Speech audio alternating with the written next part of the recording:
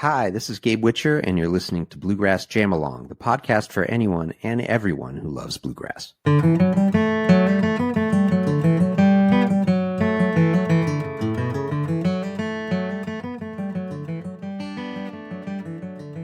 So my guest on Bluegrass Jam Along this week is fiddle player and producer Gabe Witcher. Gabe, it's great to have you here. Welcome to the podcast.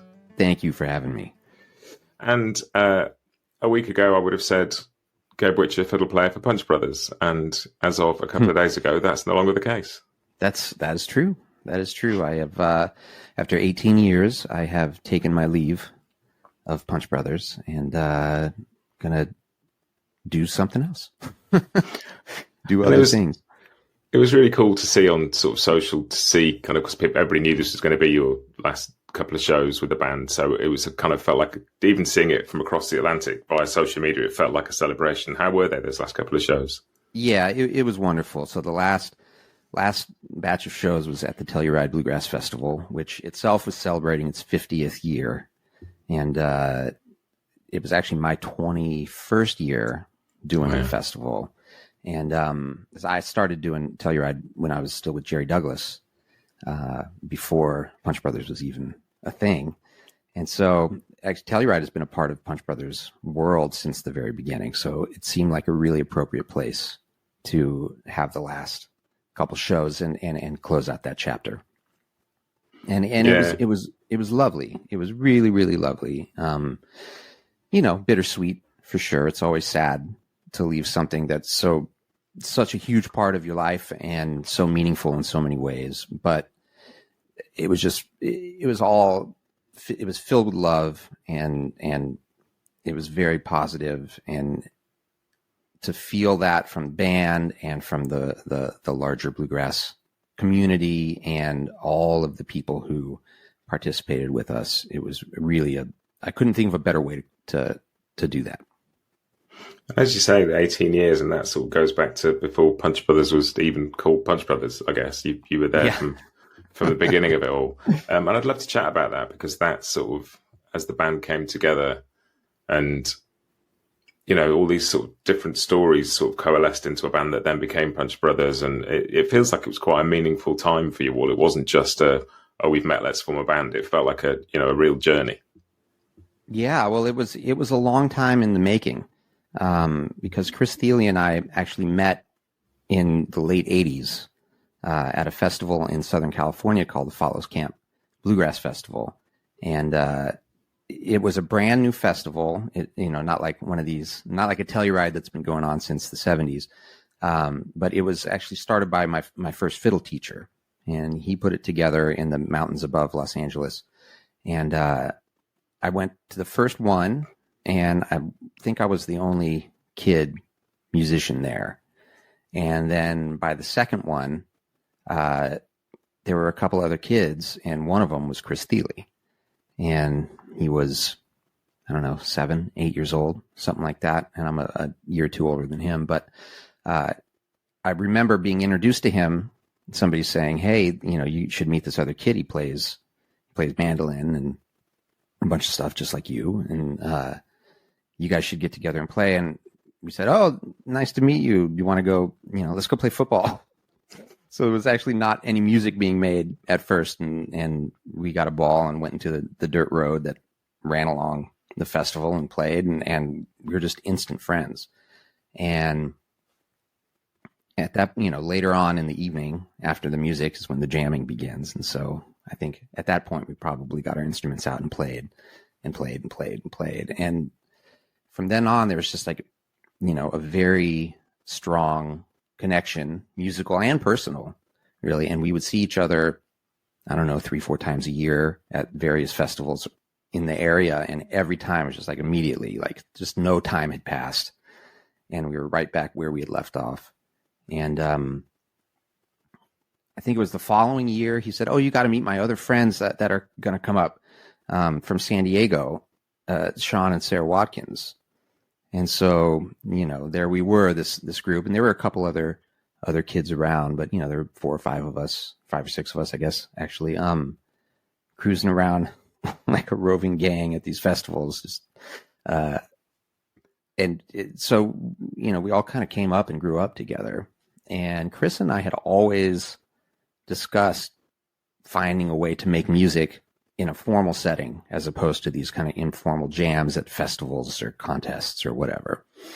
And him and Sean and Sarah started Nickel Creek, and they were doing that. And then Chris moved from California to Kentucky, and we didn't get to see each other all that much for our teenage years, essentially. And it wasn't until they were back in Los Angeles making, I think it's their third record, Why Should the Fire Die, that we all reconnected. They would call me when they were getting out of the studio and, hey, come over to this house that we rented and let's hang. We're done for the day. And over the course of a couple of months of these hangs, Chris and I finally just went, hey, I think it's time for us to actually put something together. And we didn't know what it would be. And we didn't want to specify actually what it would be, because I think we were both looking for an opportunity to just kind of figure out what else we could do, what other kind of music we could make. And so we started toying with ideas, and he had this idea that he wanted to compose a long piece, a long kind of in a classical style, but for bluegrass instruments. And I thought that was an interesting idea. And, we kind of just put it on the back burner. He had more Nickel Creek stuff to do. I had other, I was involved in some other stuff. I was with Jerry Douglas. I was taking other sideman jobs, doing sessions in Los Angeles. But in the back of our minds, it was always kind of like, we're going to find some actual time to do this project. And I'll never forget, it was Telluride weekend in 2005.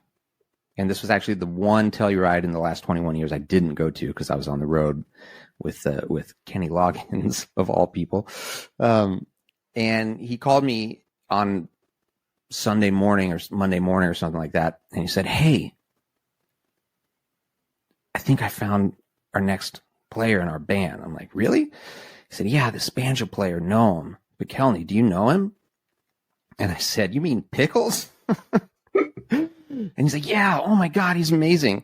And I said, yeah, I just played on his first solo record. Like, we just spent a week together making a record, and I thought it was fantastic. He's like, yeah, we just jammed all night long, and I think he should be in our band. I was like, absolutely, that would be phenomenal. And so that, once we had mandolin, fiddle, and banjo, it was kind of obvious it was taking shape as a bluegrass band. And after we brought Noam in, he said, hey, what about Chris Eldridge? Do you know him? And I had met Critter, I think, once at a festival somewhere. And I was like, I don't really know him, but like I heard him play, and he's awesome. He'd be great. And I want to say like maybe a month or two later, Chris was in Nashville doing something, and he decided, called Noam, said, let's get together with a couple of guys, and it'll be a hang, but it'll be kind of an audition on the sly. And so they invited Critter over, and then Noam had played with Greg Garrison in Leftover Sam, and he said, let's bring Greg over because Greg's great, and let's just see what happens. And so they got together, and they played, and Chris kind of, they played tunes, and they hung, and they had drinks, and Chris started kind of throwing out some nuggets of ideas that he had for this piece. He didn't tell him what it was. He's just like, hey, I have this idea. It's like this kind of thing. What if we do this? And what if you try this kind of thing? And somewhere I still have these voice memos, because they made recordings of them trying out stuff that ended up being The Blind Leading the Blind. And then he called me the next day after that, and he goes, okay, we have our band. Listen to this. And he sent me the voice memos. I'm like, okay, yes, that sounds phenomenal, and let's do it. And so the first time we actually got together to play was Thanksgiving week in 2005. And Chris had sent us this crazy finale file of just like, what is this? I'd never heard anything like it. And, it was in very, like, he'd just gotten the ideas down so they could be delivered to us. And, you press the space bar and the MIDI plays, and it's just like a barrage of just like, what is going on here? And we all set out to make sense of it. And it was really amazing. We all got it a few weeks before, so we had time to kind of prepare. But once we finally got in a room together, it was when, the magic kind of happened. We played, just to get started, we played this fiddle tune, St. Anne's Reel. And within 10 seconds, we were all like, oh, yes, this is really something. And over the course of the week, we worked up what he had written of The Blind Leading the Blind and a bunch of other stuff. And we ended up playing a show. We actually ended up playing two shows. One very informal, just at a bar in New York City. And then one that was actually kind of announced and promoted at a place that would become a mainstay in Punch Brothers world called the Living Room on the Lower East Side.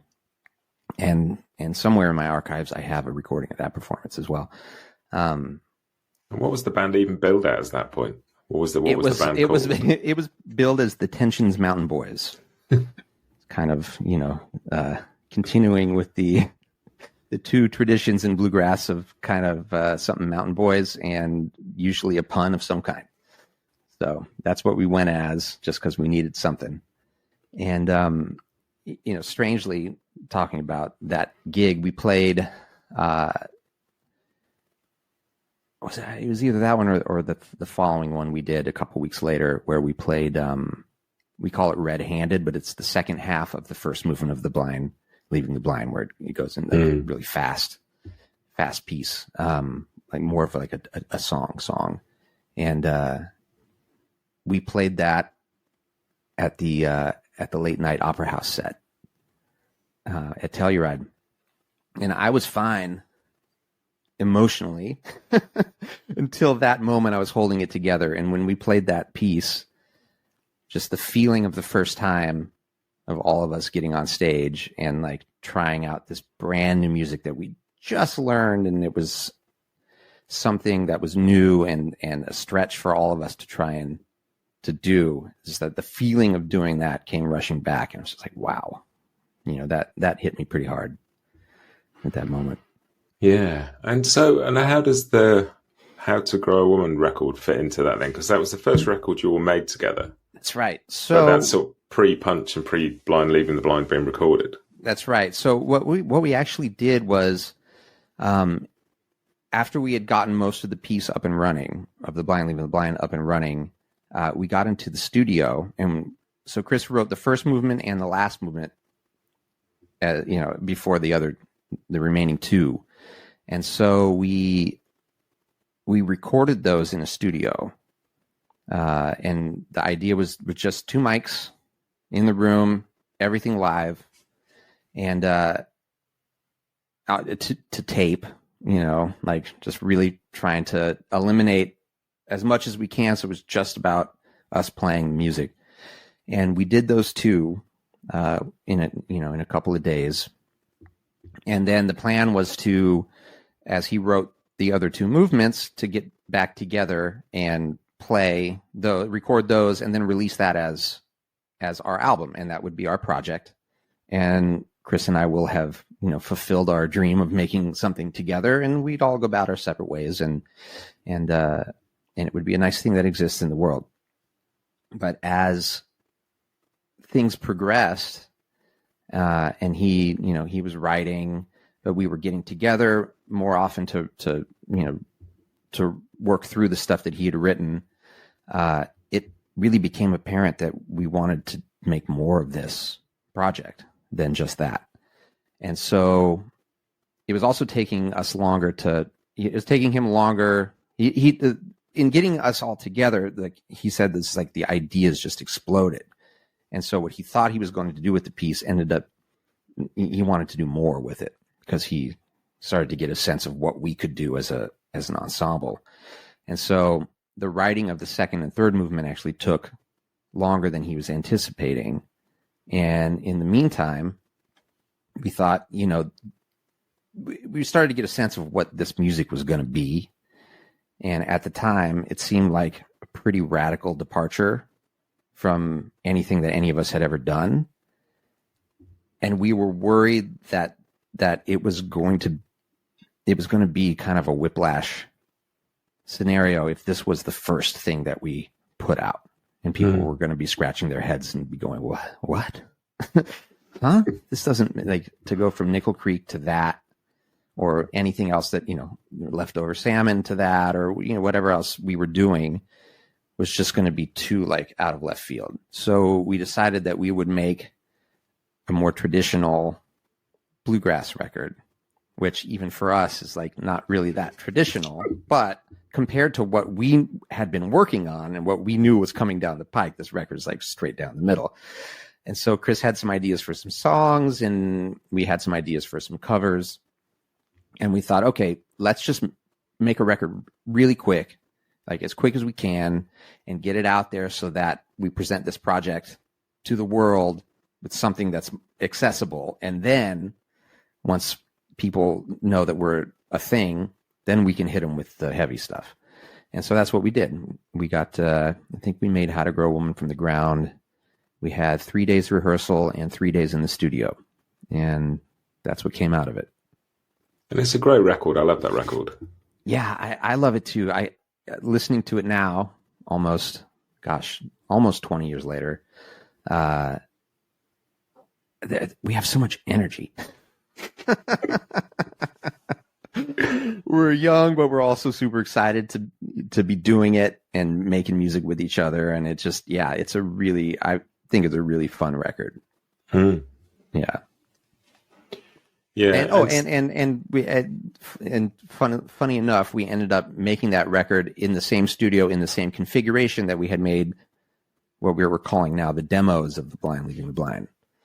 And so we put that record out. We put How to Grow a Woman from the Ground out and toured off of that. And then once we got done with that, None Such Records, Chris was moving to them. They said, what if you guys like redid Blind Leading the Blind let's get you into a different studio and capture it a different way. And you guys add a few more songs now that you're established.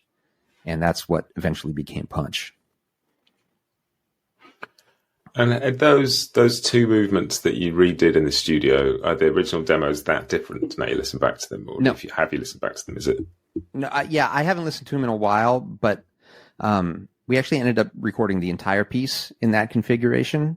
And I, there are some parts of it that are better, I think, than what we ended up with on the Punch record. And I have a feeling at some point in the future, those demos will be released. And people can compare and say, oh, listen to what went down this first time as opposed to the second time. Or, oh, I see why they got back into the studio because this sonic issue, needed to be resolved in a different way, or, something like that. The 20-year anniversary is coming up. So I don't know, that might be a good time. Well, and it's really interesting what you're saying about sort of anticipating the reaction to Blind Leading the Blind, coming cold to it, and that idea of, and so having those other songs around it on the record. But I love it because it starts with Punch Bowl, which is such a kind of statement of intent. It's like a mission statement calling card. It's so kind of pokes you in the ear and kind of wakes you up and goes, this is what you're going to get some more of, so you might as well get used to it. And I love that. I love a record that just starts with like, get your coat on, we're going over here, Yeah. And it's the intention was to do exactly that. And it kind of makes you feel like maybe it's a pretty straight ahead bluegrass song, but then the tonality starts to tweak you and you're like, wait, there's something, I don't want to say off about it, because I don't think it's off, but there's something like different about it. And it's like, okay, yes, we're in a familiar place, but we're in a totally different world within that place. And so hopefully, that sets things up for what's to come. Yeah, totally. And then obviously you get the the full experience of Blind Leading. And what I love about Blind Leading the Blind is it's got a sort of like song cycle quality. It's almost like listening to like a Schubert song cycle or watching an opera, or it's like this condensed, fairly intense journey over the space of 35, 40 minutes. And there's a build and some resolution and some like tension and some release, and yet at moments it's just like somebody singing you a song as well. It's it's quite an extraordinary piece of music. Yeah, I think that the what Chris set out to do was kind of combine all of the things that he loves in music and see if he could turn it into one consistent piece. Like just like you said, it's it can be very heavy musically or intense musically, but then all of a sudden you're listening to a folk song. And there's also a lot of places he wanted to see if we could seamlessly go in and out of composed bits and improvisation seamlessly without it being apparent, like, this part must have been composed, and then now they're improvising over here. Like there's a lot of parts in that piece where you can't tell, and there are parts where you can tell. We're like, okay, he's taking a solo, and that's probably improvised. Or I think there's one moment in the fourth movement where the whole piece for a minute is just complete band improvisation.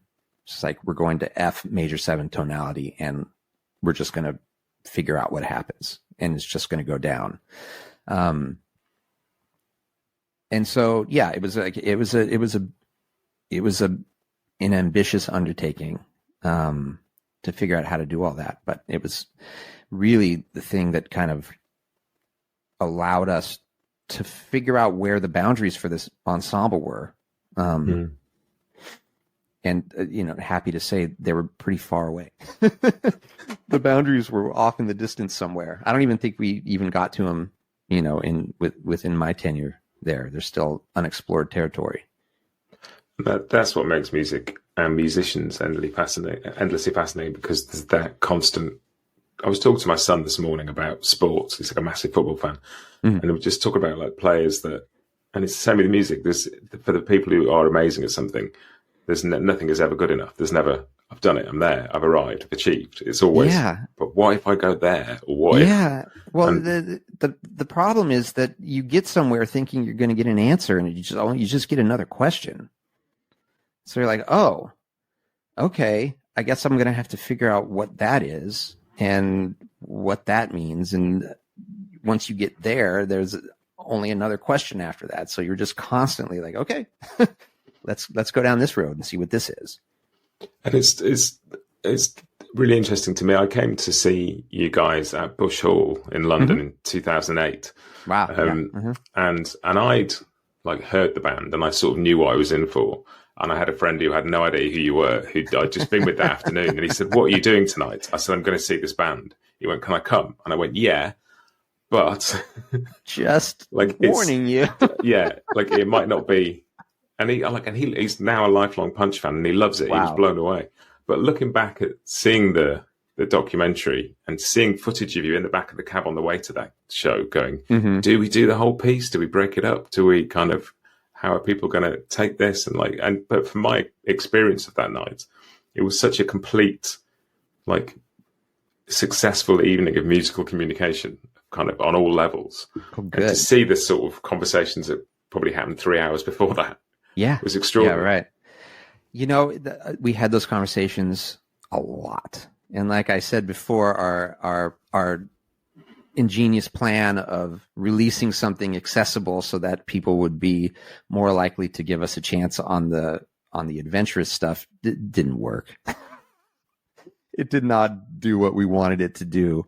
One, because I think people were kind of already scratching their heads on how to grow a woman from the ground for some of that stuff. But then also once Punch came out, it was just like, we were going to get the reaction we were going to get regardless. There was just always this ongoing conversation of, do we just present it as what's the best way to do it? Present your piece as the thing that you intended, or do people need more context in the form of other songs? Do people need to take a break from listening in this way? So do we split up the movements? Do we do a couple up front and a couple of bluegrass songs and then finish the piece, or do we present the piece in its entirety? Like how are we going to do this so that it gives people the best chance of taking it in and hopefully enjoying it? And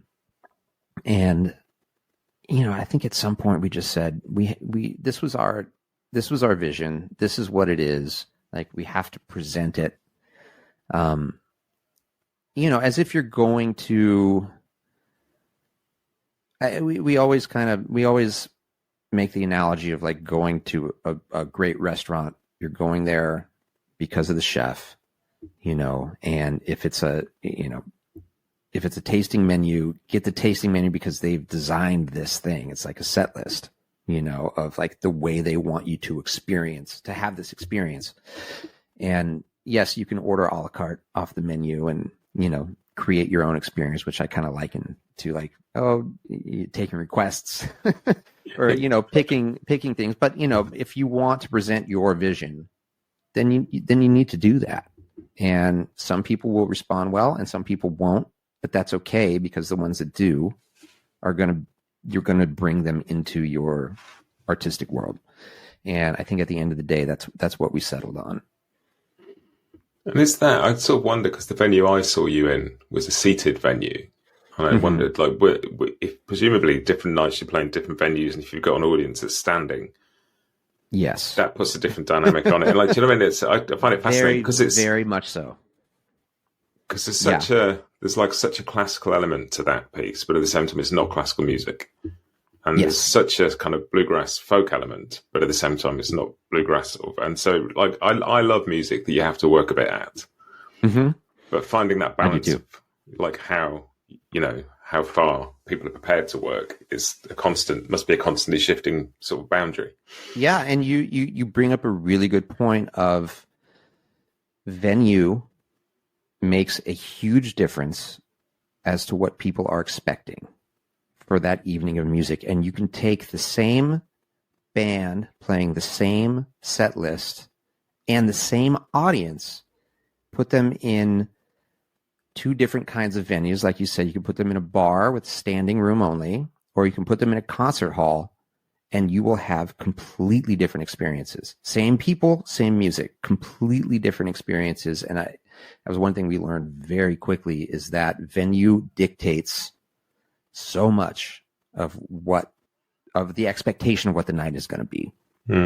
I'll never forget, we were touring for Punch, playing Blind Leading the Blind in its entirety every night. And we played this club in San Diego, California called the Belly Up, which is just like, it's a rock club, with a big bar in the center of the room and a giant shark hanging down. And the whole club is like padded in this like black carpet to keep, the sound down, because the people that play there are, just cranking it up. And here we are with our two little microphones, playing this very intricate, bluegrass acoustic music in this. It's just like the completely wrong place to be doing this. And the people that came, there was people that sat, and they had folding chairs and they put them out. But then there were people that just came to the bar and they were just like, what the hell is going on up there? And it felt like the notes were going out about 3 feet in front of the stage and just like disappearing into, nothingness. And, we did it. We made it through. And it wasn't the only place like that we played at that time or on that tour, but it was just like, it just felt like you were playing into the void. Meanwhile, we had played that same music at Carnegie Hall, in Zankel Hall, in the small room. And it's like, yeah, that's where it made sense. So the context of that, the context is important. Yeah. Well, I interviewed Critter ages ago, and I asked him about, because when I saw you in London the night before, you'd been playing in Glasgow and it hadn't gone so well. Mm-hmm. And I asked him about that. And he said he said he thought the problem was more expectation than anything, because it had been billed on the posters as a bluegrass gig. And so people came hot bluegrass or something like that. Yeah. And he said and again, it's before you've even set foot on a stage, like venue matters, but also the mood you're enticing the audience to arrive in also matters. Yeah. I don't know if it made it into the documentary or not, but for some reason I remember seeing something where we're just like, we see how it's billed, hot bluegrass. And we're just like, oh no. So we know what we're in for, and I will say, even in the documentary, like, editing is a powerful tool. Like, it looked worse than it actually was, because, we actually did do the thing of, we played maybe 5 or 6 bluegrass songs first before we got into the piece. But then, there was a lot of head scratching during the piece, and then the one drunk guy heckling us from the back of the room, which is obviously the bit that they're going to show, right? Like Bob Dylan has Judas shouted at him once, and it's followed him around for years. Yeah, and that's one of the most famous moments in his career. Yeah. And so, like, at what point did it become clear to you that this was more than a 1 or 2 album project? Was like Punch that point, or did that come a bit later? No, I mean, it was earlier. I think within the first couple of get-togethers in 2005, we knew that we wanted it to be an actual serious, ongoing band. And I remember Noam saying, we should really consider putting some time into this, and like, let's give it 5 years and see where we're at. And I think at the 5-year mark, no one even blinked, at continue. It was just obvious, like, yes, this is a thing and this is what we're doing now. And, until last year for me, there wasn't ever a question that it would just continue on in perpetuity. And so it was just kind of this, it was just thing. It just made too much sense and was too fun. And we were, I think as long as the creativity is still there and we're all feeling like there's more things to explore and new sounds are being made. And of course, the personal relationships also have to be there, because if you hate each other, then there's no reason to do it unless you're making a gazillion dollars, which of course we're not. But it just kind of was like, we would finish a project, and there's always 2 parts to making a record, right? There's the making of the record, and then there's what happens after you put it out into the world, and then the touring of the record. And by the time, what you think you've made when you release the record into the world, it hasn't even been revealed to you yet. So you spend the next year and a half playing in front of people, and then what you've made is actually revealed. And then you can assess and say, okay, this was really successful, or this thing I thought was this one thing isn't that. So let's try and figure out what we thought we had made and see if we can make that thing this next time. And so there's this ongoing kind of conversation between the musicians, but also with the audience as to what it is that you're doing. And so the next record always gives you an opportunity to kind of figure out the stuff that, keep going with the stuff that works, or figure out why the stuff you thought would work didn't work, and remake that in some way that hopefully works, and then add in some whatever new element that you've discovered or you want to approach, or you didn't get to put in the last record for whatever reason. So there's always I feel like there's always this next, like, okay, now we're going to try this. Okay, now we're going to try this. And that's just the way that it went for us. And it will continue to go. Well, and it's interesting you were talking about the personal element and the relationships bit of it, and it felt like, as an outsider, but we watch things happen now because of social media, and we feel like we're involved with the bands we know on a week in, week out basis, and that's been around for a while. And it felt like there was this sort of sense, like, we're all moving to New York, and it felt like there was a real intent to be like a gang and and you all had nicknames for each other, and Yeah. it felt like almost this sort of gang mentality. We're in this now, and we're Mm-hmm. committing to it, and we're creating a thing. We're not just playing music. We are sort of forming a unit, and it was fascinating to see it because it felt so deliberate. Yeah, and it was, before, in the, I guess it was 2.5, 3 years from when we first got together to when Punch came out. Yeah, everyone kind of was tying up their loose ends. Critter was in the infamous String Dusters, and he kind of just started that band when this came along, and he had to navigate that terrain because those guys were his best friends. So he ultimately said, "Oh, I'm going to give you guys a year, but then I'm going to jump over and do Punch Brothers." And I had a whole thing going on in Los Angeles, where I'm from, that I had to tie up those loose ends. And, I had been with Jerry Douglas for 6 years and kind of had to figure out how to make my exit from that. And Chris had put Nickel Creek on hiatus. So there was a lot of stuff going on, and we all lived in different places. I was in LA, Greg Garrison lived in Colorado, Chris was in New York, Noam and Critter were in Nashville. So it was really hard to get together. We'd have to plan time. We'd have to fly and meet. And so once we decided, like, okay, this is the thing, everyone's going to be out of their commitments and we can really focus on it. Like, we need to all be in the same place. And it was either going to be Chicago or New York. And as you saw at the end of the documentary, the stuff with Greg didn't really work out, and part of it was the moving aspect of it. And he was the only one at the time with a family, and he's just like, I can't uproot my family to take a chance on this band, and which is, now as a parent myself of two, I can totally understand that. And he made his exit, and we descended upon New York, and right about the same time found Paul, and he was fresh out of college. I mean, he was starting his senior year at the Curtis Institute. So we plucked him out of college. he had no responsibilities or anything. So he was kind of the perfect guy to come in and do that.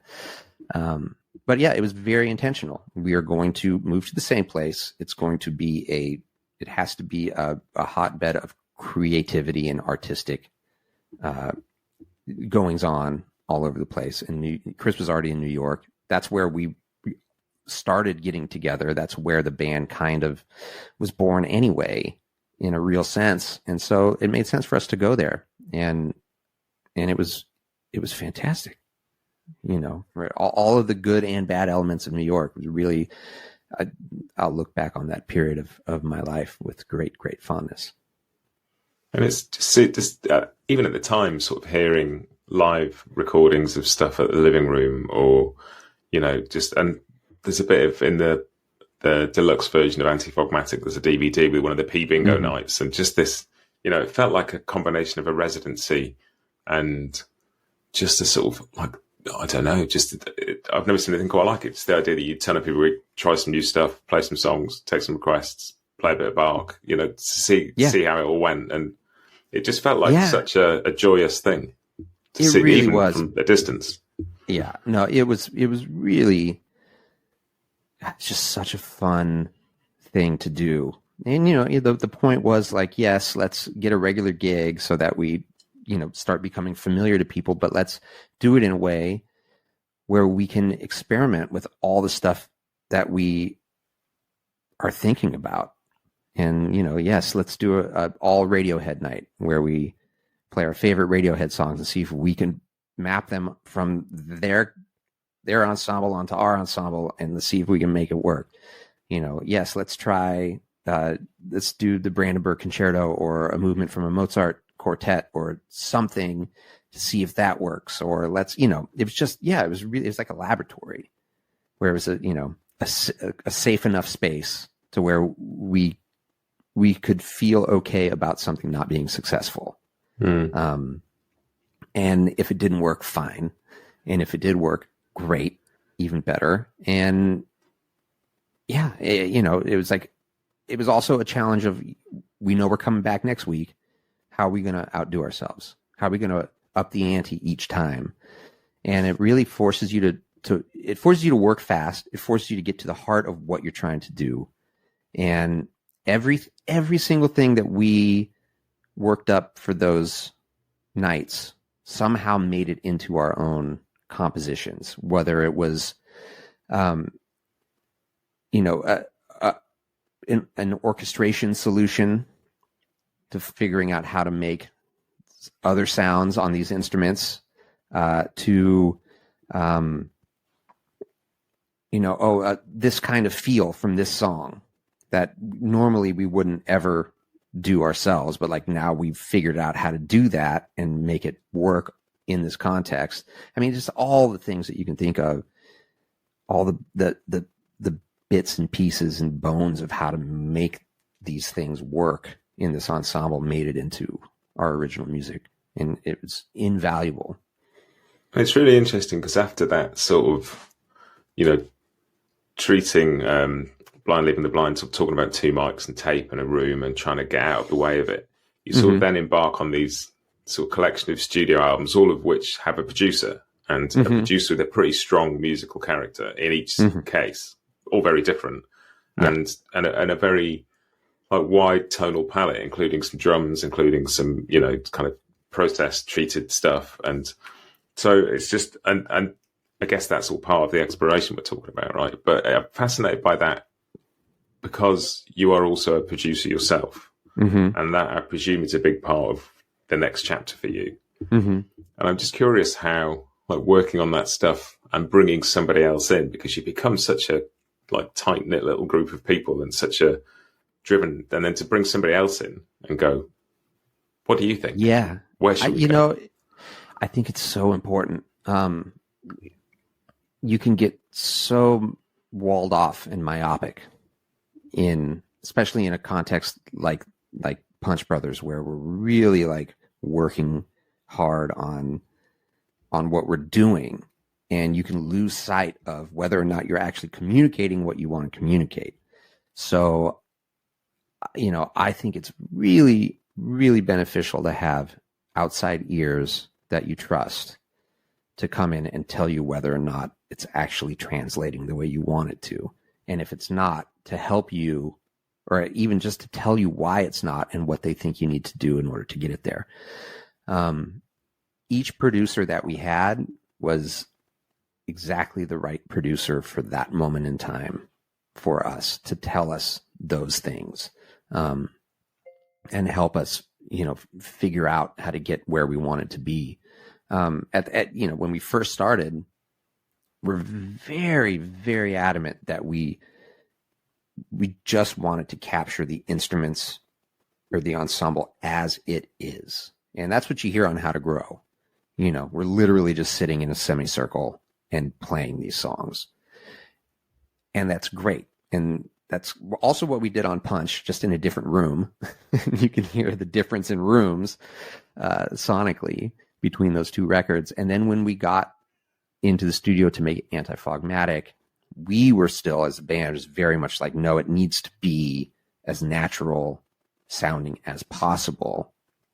But John Bryan, our producer, was like, okay, I think that I understand why you wanted to do it that way. So let me try and figure out how to maintain that for you guys while also helping you guys sonically. And so there was a different way of recording for us, where we recorded all the tracks instrumentally without vocals, with us just kind of imagining the vocals. It was a very tricky thing to do, where we would play and imagine where the vocals are. So anytime you hear a fill in between a vocal or any of that kind of stuff, that was all us playing without a vocal. Right. And then we had Chris go back in.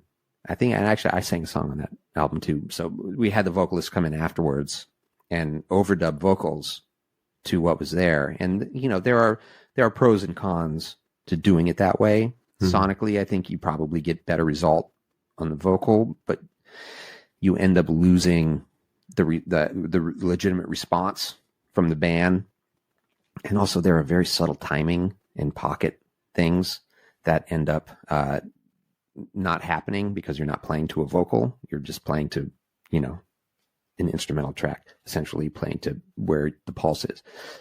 But it was important for us to do it that way and to hear what we sound like in a really wonderful sonic environment. It's like, okay, there are sonic benefits to helping the music translate in this way. Maybe what are we going to do next time? How do we take the stuff that worked from that and apply it to the next time while, maybe having Chris sing live? It's a really hard, the trickiest thing in making Punch Brothers records is that you can't get a good, it's very, I'm not going to say you can't. It's the trickiest part is getting a good vocal sound and a good mandolin sound together, because the way the phasing works and the microphone placement, all of the stuff you don't want from the mandolin, all of the high end, all the pick noise, all of the stuff that's just like, get that out of here. That is what comes up vertically off of the mandolin and straight into the vocal mic. So if you EQ to get that stuff out of the vocal mic, then the vocal sounds terrible. And then if you leave it in there, then the mandolin sounds terrible. So it's like always this balance of how are we going to figure out that so that we can get the vocal with the performance and we can all play that way together. And we've tried a bunch of different ways, and I think we figured it out. And was that so?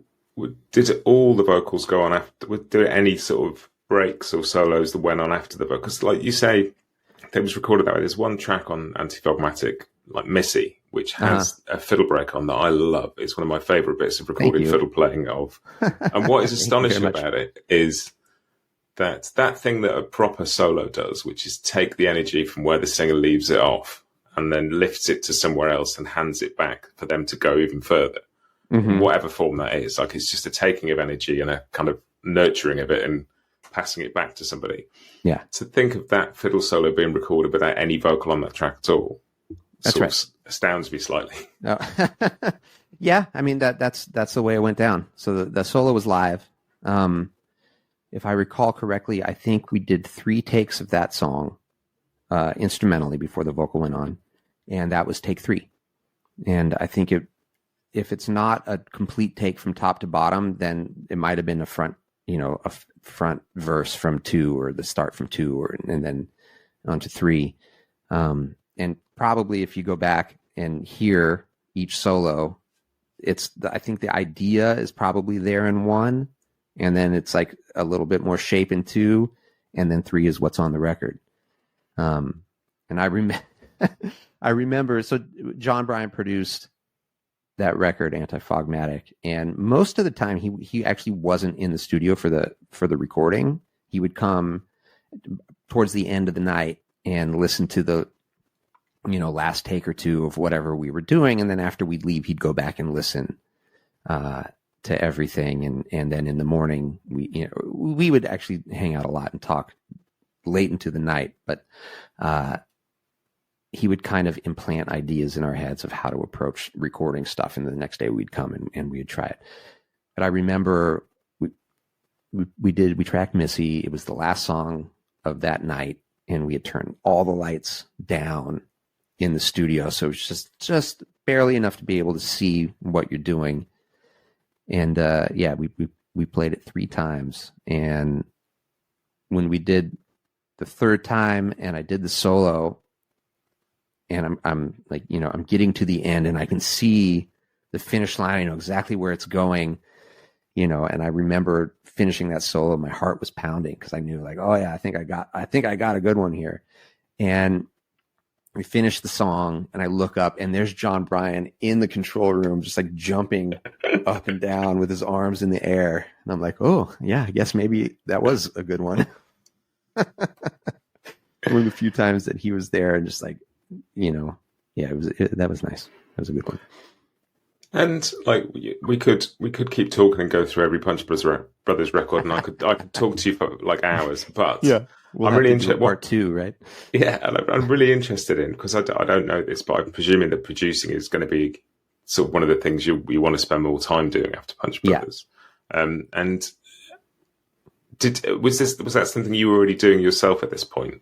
Yeah, I mean, in a way, I've been kind of producing various things since my dad gave me a 4-track recorder when I was 10 years old. Just always making recordings, and I kind of became a session musician here in Los Angeles when I was 14. So just spent a lot of my time in the studio making recordings and being on sessions and doing that kind of stuff. And I will definitely continue to do it. But yeah, my behind the scenes role in Punch Brothers essentially over the course of our tenure was the producer.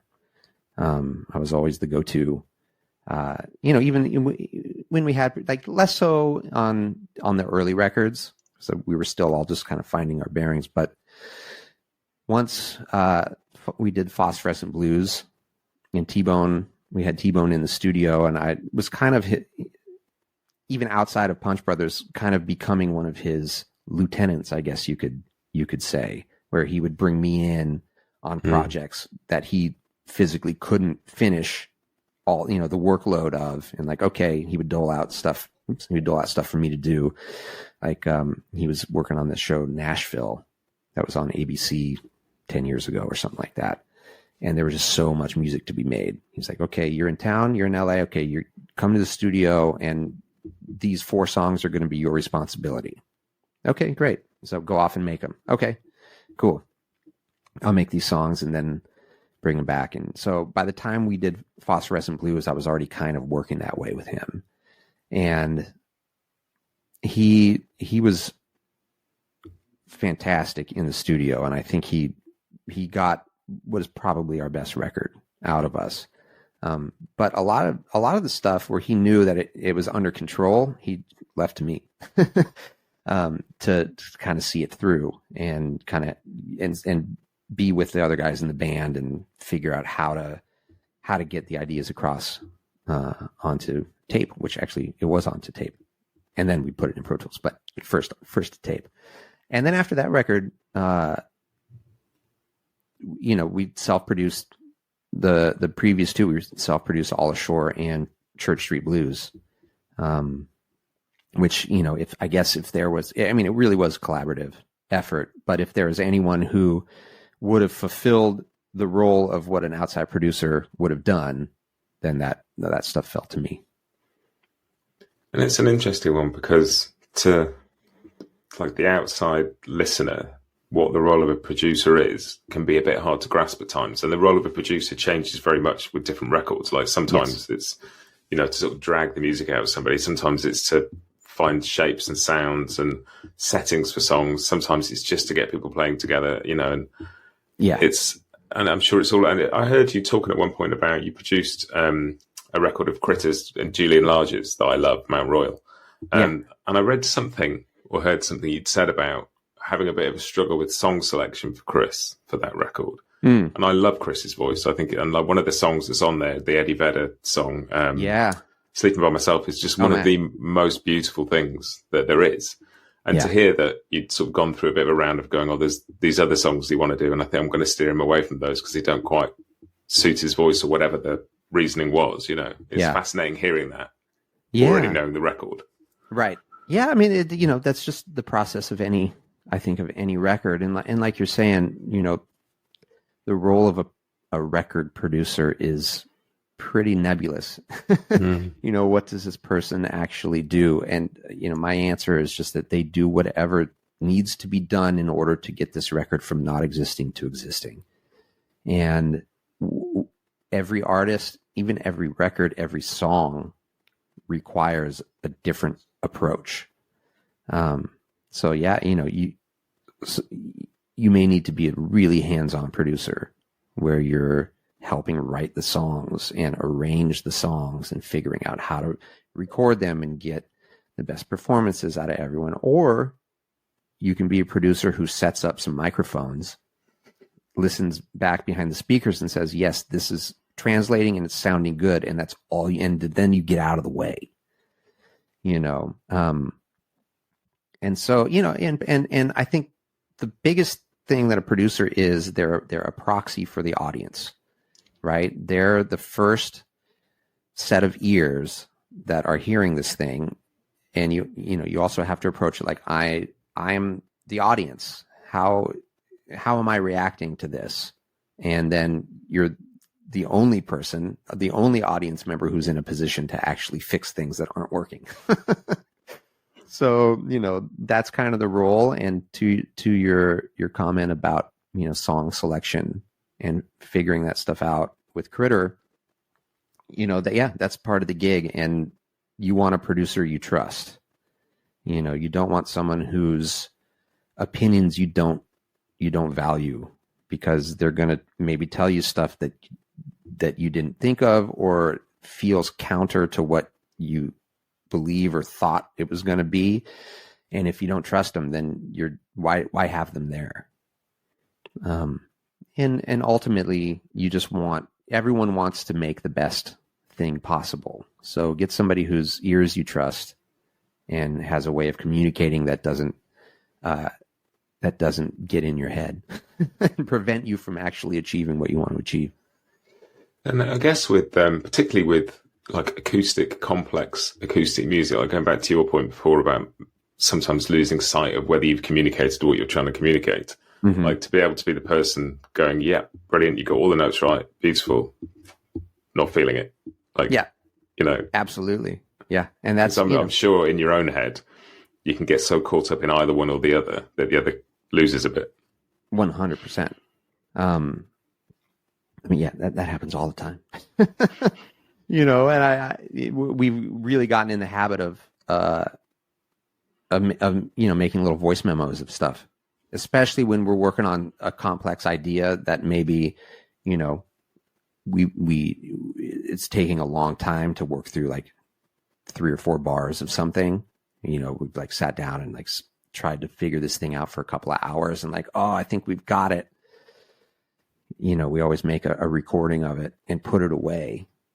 And we always make a bad, you know, we want to listen on fresh ears, because you want to have the hardest thing to do as a composer, I feel like, especially if you're working on something for a long period of time, is to have the experience of hearing it as if you're hearing it for the first time.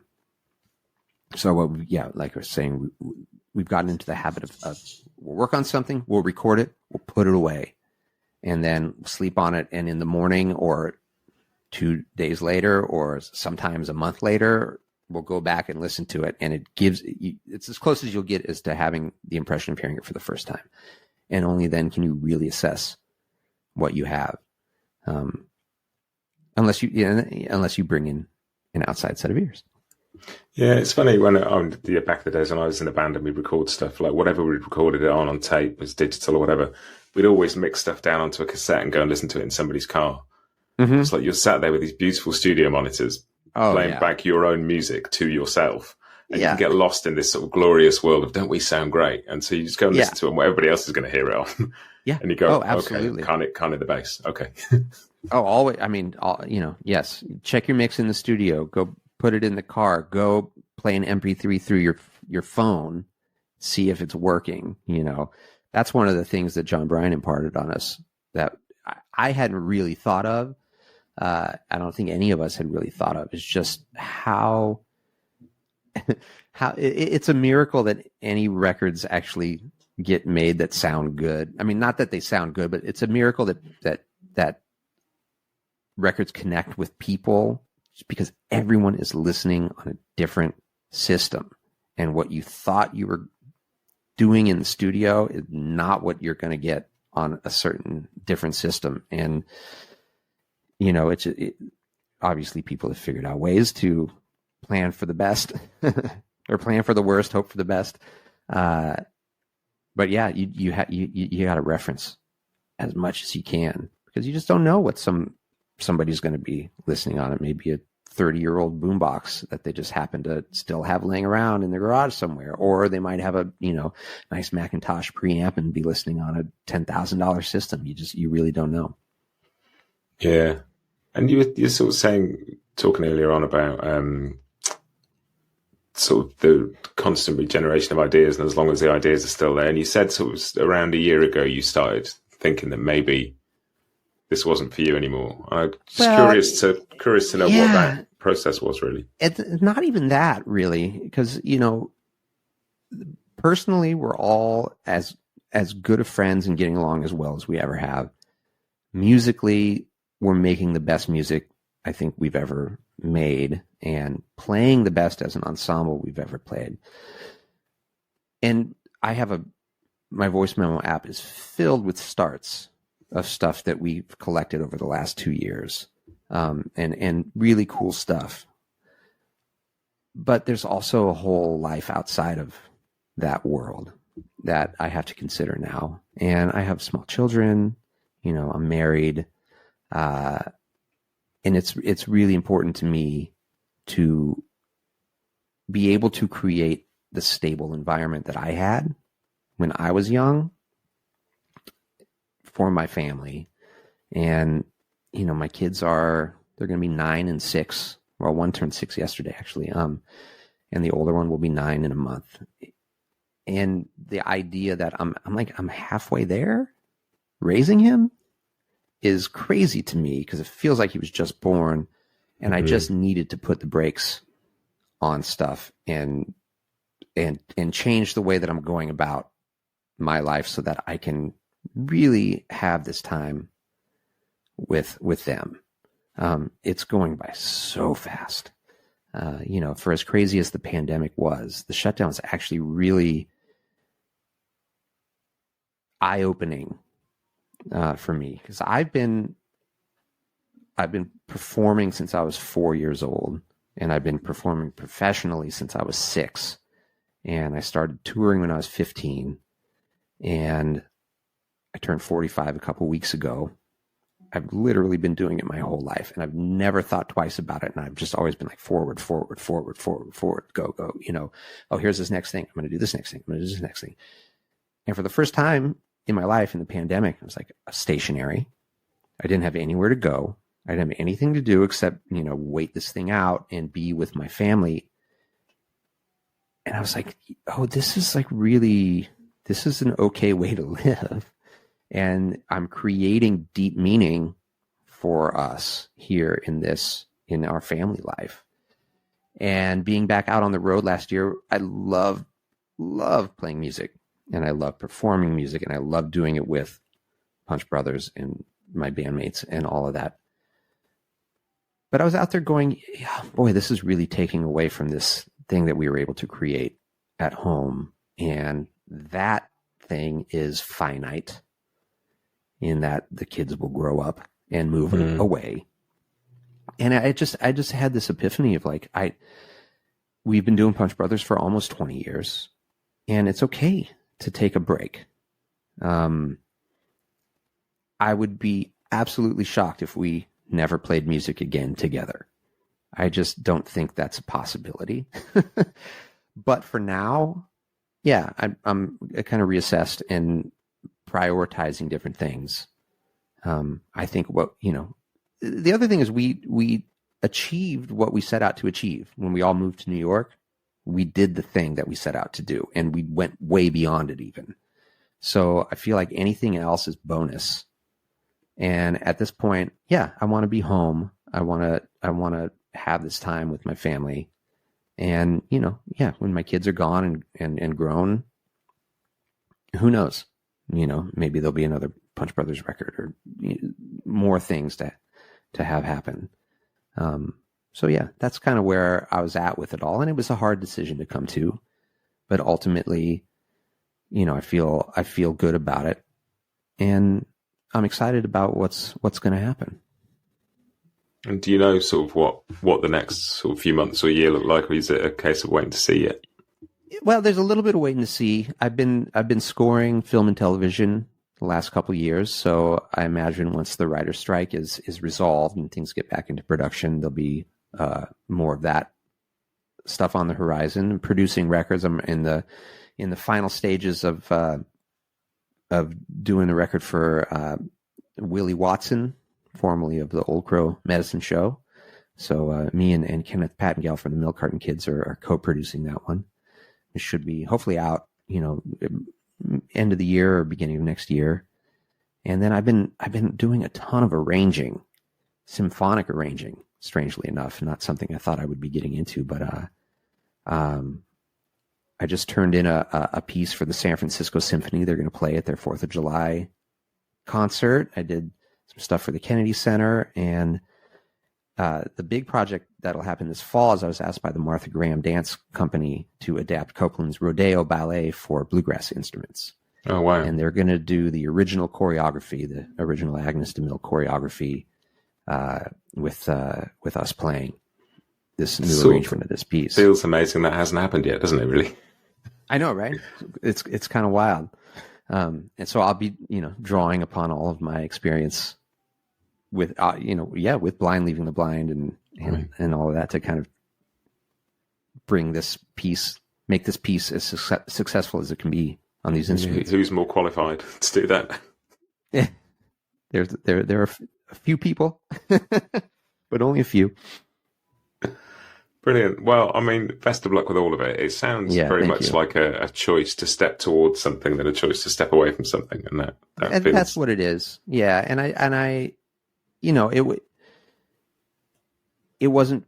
I didn't feel like it was fair to the other guys to say, I only want to do this 2 weeks a year, or what, whatever would have been an appropriate amount of time for me personally, and prevent them from continuing to do it as much as they want. So, the decision to split was so that they can continue to do it. And Brittany Haas is stepping in, and she's, her and Stuart Duncan are my two favorite living fiddle players. There are a lot of other ones that I love too. So I love you guys if you're listening to this.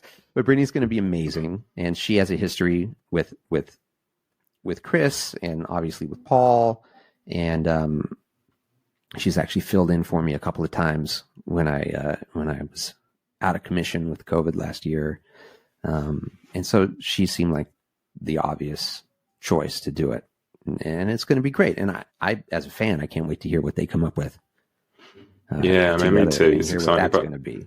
It's interesting. My strangely, my first thought was, we'll miss the fiddle playing, but a very quick second thought was, well, this is going to change the vocal mix, because that thing that you and the two and you and the two Chris's have together, I know you all sing, but you and the two Chris's do the bulk of it, and it's those harmonies are a huge part of what makes Punch sound like Punch. Yeah, I was thinking about that too this past weekend. Like, how are they going to do a couple of these songs, which are very dependent upon, like you said, that vocal blend. Paul can get in there and sing very well in the blend as well. So a lot of that stuff he can cover. But then there's stuff where everyone's singing. But they'll figure it out, or retire those songs. I don't know. I don't know, but you got a good brain trust in that group, so they'll figure it out. They've solved a lot of problems in the past. They'll probably got some problem solving left in them. I mean, I can't let you go without just saying thank you for just some of my favorite music of all time, and some of the best experiences of live music I've ever had. I think the last time I saw Punch over here was the All Ashore tour. I think that's the last time you were here. Oh yeah. And the moment where the Barbican? Wait, where was that? Yeah. Yes. And the moment that you stepped out from the mics for the last minute or two of familiarity is just one of those, hairs on the back of the hairs on the back of the hairs on the back of the whatever moments of just being in a thing that is a world in 2 minutes that is then gone.